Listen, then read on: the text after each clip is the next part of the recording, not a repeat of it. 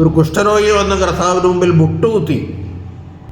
ആ മുട്ടുകുത്തുന്ന പരിപൂർണ സമർപ്പണത്തെയാണ് സൂചിപ്പിക്കുന്നത്. നിനക്ക് മനസ്സുണ്ടെങ്കിൽ, രോഗിയുടെ മനസ്സ് അവരിലേക്ക് പൂർണ്ണമായിട്ട് കൊടുത്തിരിക്കുകയാണ്. എനിക്ക് നിന്നിൽ പൂർണ്ണ വിശ്വാസമാണ്, എനിക്ക് പൊന്നും മണമൊന്നും വേണ്ട, നിനക്ക് മനസ്സുണ്ടെങ്കിൽ എന്നെ ശുദ്ധരാക്കാൻ കഴിയും. കർത്താവ് പറഞ്ഞു തുടരുതെന്നാണ് ന്യായപ്രമാണം പറയുന്നു. പക്ഷെ കർത്താവ് പറഞ്ഞു എനിക്ക് മനസ്സുണ്ട്, നിന്നെ ഞാൻ തൊടുന്നു. നിനക്ക് ശരീരം തന്നാനാണ്, അത് ശുദ്ധീകരിക്കാനും എനിക്കറിയാം. അവനുടനെ അവൻ്റെ രോഗത്തിൽ നാം വിമുക്തനായി. അവൻ്റെ പരിപൂർണ വിശ്വാസം അവനെ രക്ഷിച്ചു. അപ്പോൾ തന്നെ അശുദ്ധാത്മാവ് അവനിൽ നിന്ന് മാറിപ്പോയി. ഒരു അശുദ്ധാത്മാവ് ബാധിച്ചിട്ടാണ് അവന് രോഗമെന്നാണ് പറയുന്നത്.